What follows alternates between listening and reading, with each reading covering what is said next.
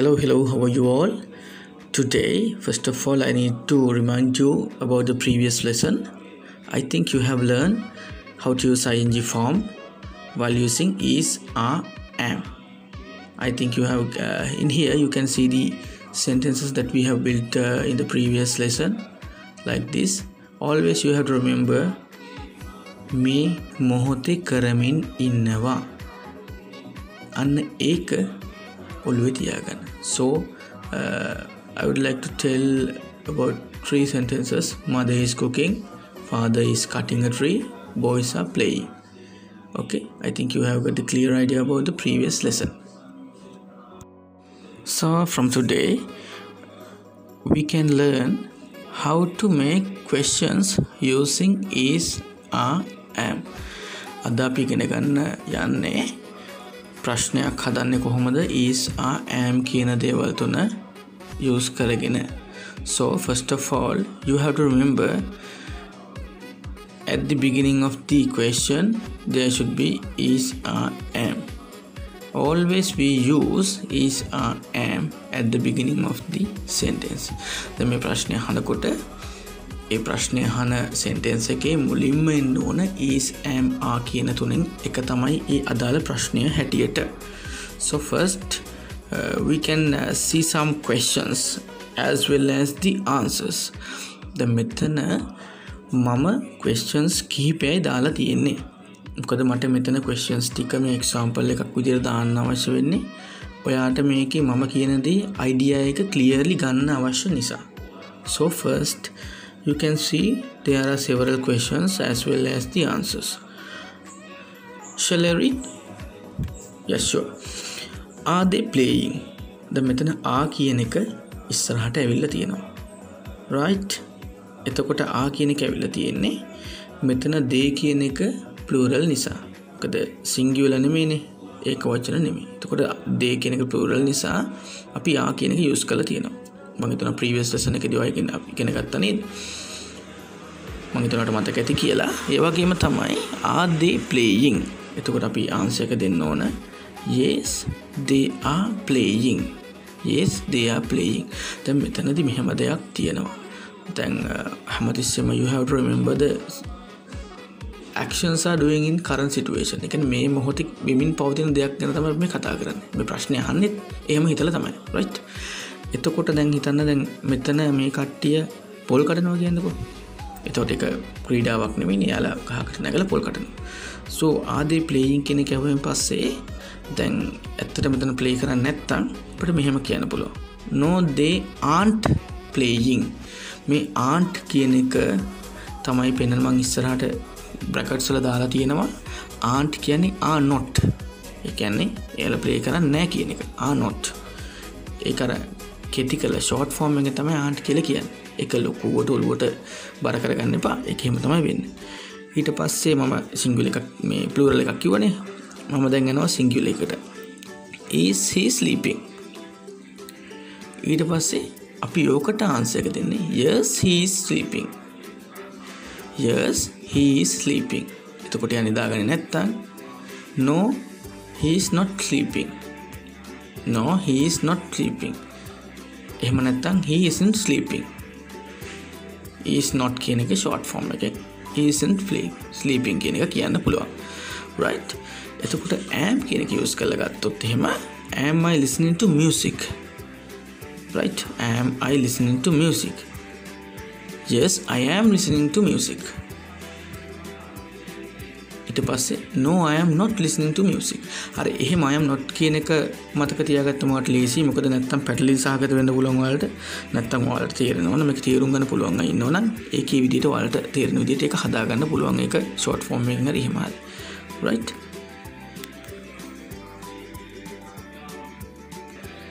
so අපි ඊළඟට බලමු අපිට මොකද්ද ඊළඟට දෙන task එක කියලා. ඉතින් අපි questions හදුවා is, am කියන දෙක use කරලා. So let's move to learn about habitual actions. Habitual actions කියනකොට ඔයා මෙන්න මේ දේ විතරක් ඔලුවට ගන්න. එදිනෙදා ජීවිතයේ activities. habitual actions කියනකොට එදිනෙදා ජීවිතයේ කරන activities විදිහට ගන්නකෝ.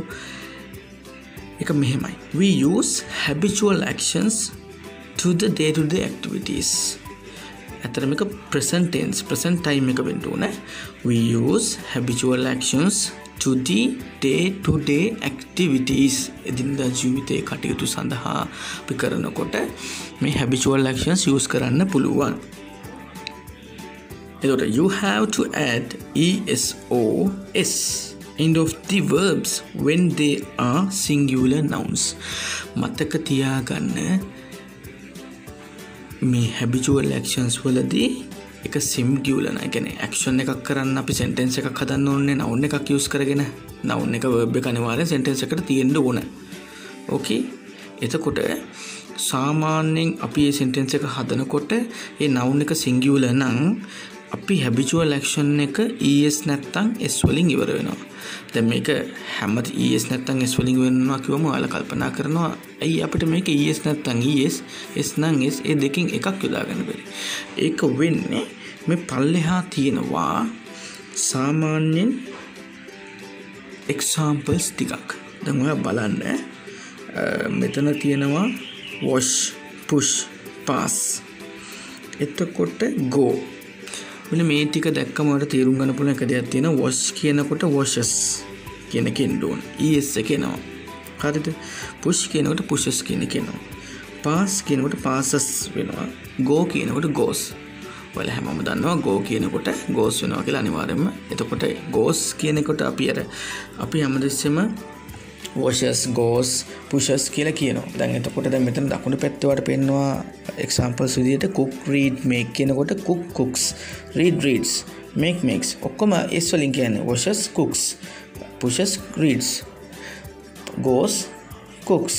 එහෙම කියන අපි අර ඉවරෙන්න ඕනේ s එකට s එක කියලා තමයි mainly අපි හිතන්නේ. es එක වෙන්නේ අර සමහර sentence වල සමහර habitual actions වලට අපි es එක අනිවාර්යෙන් යොදන්න ඕනේ මේ පල්ලෙහා තියෙන example තියෙන ආකාරයට.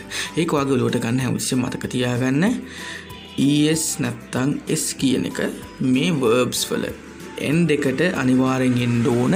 ඒවා singular nouns වලින් ආරම්භ වෙන sentences නම් ඒක ඔලුවේ තියාගන්න. Keep it that on your mind. okay. ඊළඟට අපි බලමු ඊළඟට මොකක් ගැනද අපි කතා කරන්න යොමු වෙන්නේ කියලා.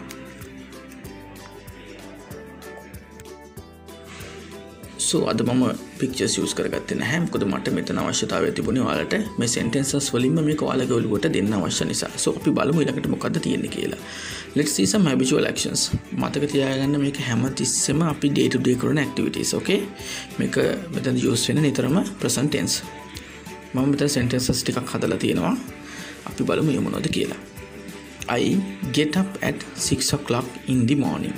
මම නිතිපතා කරන දෙයක්. මම උදේට 6ට නැගිටිනවා. ඒක ඔයාලා හැමෝම දන්නවා. මෙතන get up මම ඒක underline කරලා තියෙනවා මේ verbs මොනවද කියලා. Father goes to office by bus.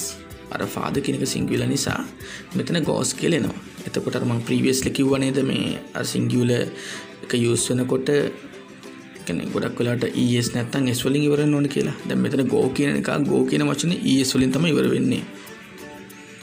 My sister cleans the kitchen once a week. ඔයා බලන්න my sister කියනකොට එක්කෙනයි singular. cleans වෙනකොට s එකක් විතරයි es එකක් වෙන්නේ. මොකද මේ වගේ වචන වලට s එක පමණයි යොදන්නේ. කොහොමද ඔළුව තියාගන්න. මම ඉස්සෙල්ලා අර previously මම explain කරනකොට එතන example එකක් විදිහට මම මේක දුන්නා. ඒක ඔයා මේ set එක ඔළුව තියාගන්නකො. එතකොට ඔයාට ලේසි ඔයාගේ sentences build කරනකොට ඒක use කරන්න. ඊට පස්සේ they watch television in the evening. I do my homework every evening. We worship Buddha before having dinner. මේ හැම එකටම අපිට දාන්න පුළුවන් usually කියලා. Usually we worship Buddha before having dinner. මම ඉස්සෙල්ලත් sentence එක කියනකොට මට add කරන්න අමතකුණා. Usually I get up at 6 o'clock. මම යාට ඒ වුණාට අතන පෙන්නලා තියෙනවා usually කියන එක. ඒක අපිට දාන්න පුළුවන්. මොකද අපි නිතිපතා කරන දෙයක් විදිහට ගත්තොත් අපිට ඒ ටික add කරන්න පුළුවන්. දැන් මම ඔයාලගෙන් ඉල්ලනවා චූටි දෙයක් කරන්න කියලා. මෙතන මම sentences ටිකක් build කරලා තියෙනවානේ. Now you build your own sentences. Some more legs. okay. ඔයාලා තව more sentences ටිකක් ඔයාලා build කරන්න. ඔයාලා write කරන්න කනේ. මෙහිමයි මම මේ ලෙසන් එකේදී මේ කියන දේ ඔයාලට ඔලුවට වැටුණා නම් ඔයාලට sentences build කරගන්න පුළුවන්. සමහර වෙලාවට සමහර අයට මේක කරන්න අවශ්‍ය නැහැ කියලා එහෙම ඉන්නවා. මේක බලලා විතරක් තේරුම් ගන්න පුළුවන්. එහෙම අයත් ඉන්නවා නම් very good. So අපි තව samples ටිකක් බලමු. Habitual actions use වෙන තැන් sentences ටිකක්. Day to day activities. The sun shines. Animals find food in the forest. Trees grow. The sun sets. We sleep. We eat food. මෙහෙම අපිට අපි day to day කරන activities කියන්න පුළුවන්. දැන් ඔයාගේ දවසේ මොනවද කරන activities කියන එක ඔයාට sentence එකක් විදිහට මම හිතනවා මේ තියෙන දේවල් use කරලා habitual actions කියන use කරලා sentence එකක් build කරන්නේ කොහොමද කියලා use කරලා singular plural කියන එක මොකක්ද කියලා අඳුරගෙන sentence එකක් build කරන්න පුළුවන් කොහොමද කියන එක මම හිතනවා දැන් ඔයාට තේරුම් ගන්න පුළුවන්. ing use කරන්නේ කොහොමද ඊසෑම කියන එකත් එක්ක use කරලා කොහොමද කියන්නේ කියන එකත් මම හිතනවා මේ දක්වා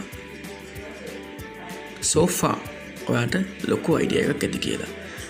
If you have කියන්නේ ඔයාට කිසිම idea එකක් නැත්නම් මගේ previous lessons වලට ගිහලා චුට්ටක් ආයි බලන්න.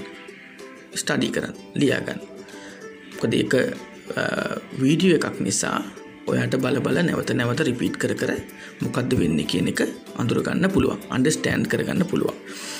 I think you are got a clear idea about habitual actions. මේ habitual actions කියන එක මොකද්ද? ඒක use වෙන්නේ කොහොමද? ඒකෙන් sentences හදන්නේ කොහොමද කියන එක අද මං හිතනවා ඔයාට වැදගත් වෙන්නේ නැති කියලා. මොකද habitual actions are using in day to day activities. ඔයා එදිනෙදා ජීවිතේ කරන ක්‍රියාකාරකම් වලට තමයි මේ habitual actions use කරන්නේ. ඒක නිසා මේක කොයි වෙලාවවත් ඔයාට අමතක වෙන එකක් නෑ. I think you have got a clear idea about this lesson. Thank you very much, my dear friends. So thank you, my dear friends, and stay safe. Don't forget to subscribe me and get more notification from me. Have a great day.